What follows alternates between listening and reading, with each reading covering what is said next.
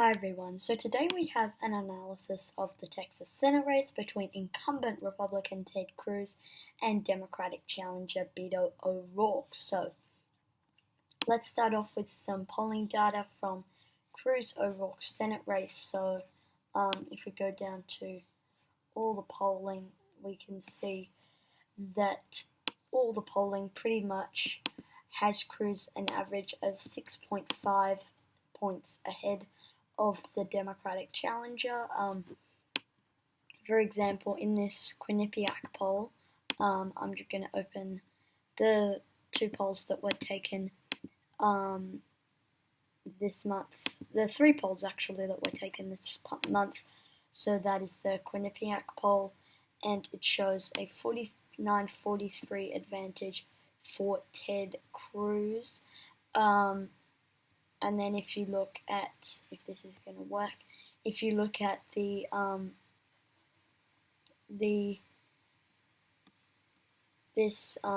poll has Cruz.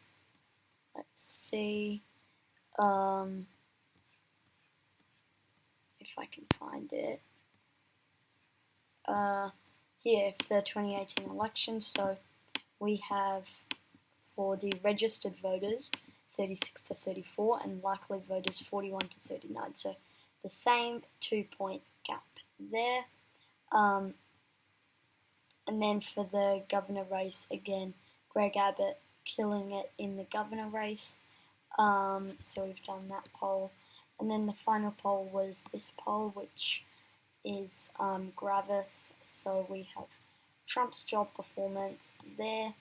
And then we have, if I can find it, Cruz's job performance.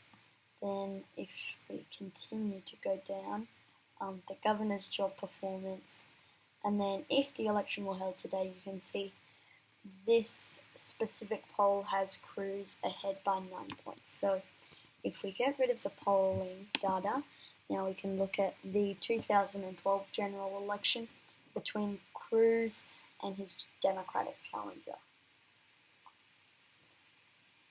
So for the polling data, it definitely shows Cruz an advantage. But let's see how the polling was in 2012.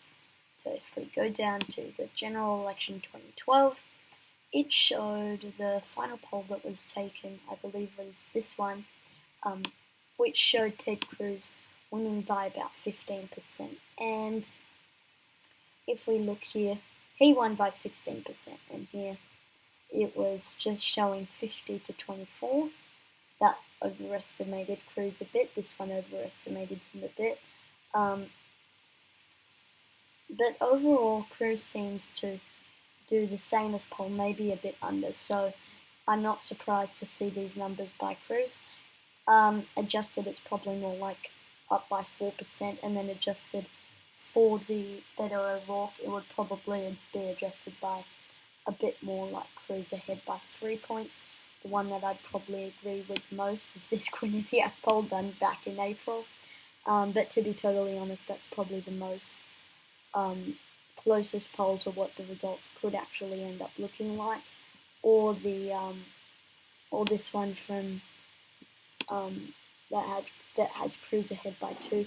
I don't see why he would win by 10 points or 11 points. I don't think that's realistic. So if you look here, he won by 16 points in the general election. I would be very surprised if Beto O'Rourke got only 40.5% of the vote, as many people think, and I do agree that Beto O'Rourke is a much better candidate than this person, Paul Sadler. So close down that. Now we can see the Ballotopedia one, so we can see some election updates. Here he has some all this stuff. Yeah, so there you can see the candidates and all that stuff. So most inside elections and Beto Crystal Ball both rate this as likely Republican. The Cook Political Report rates it as lean Republican. I'll reveal what I think at the end of the video. We can close that down. Let's look at the 2016 presidential results.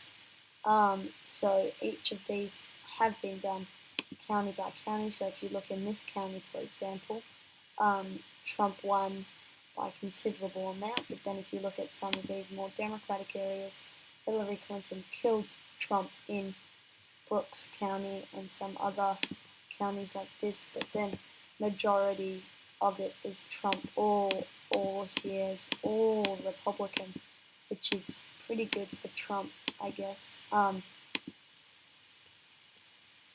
So yeah, we have all of these candidates that we have, Trump and Clinton. Trump obviously winning, and then we can see here many different things. So we can close that down. So looking at all the analysis that we have the polling data, we have the 2012 results, we have the 2016 presidential results, and there was a few other things that I wanted to bring up, but it wasn't really cooperating. So Texas overall, I would probably side with the Cook Political Report, and I think this would be a lean for the Republicans, because the polling, again, generally maybe overestimates Cruz by a little bit, but not by 6 points.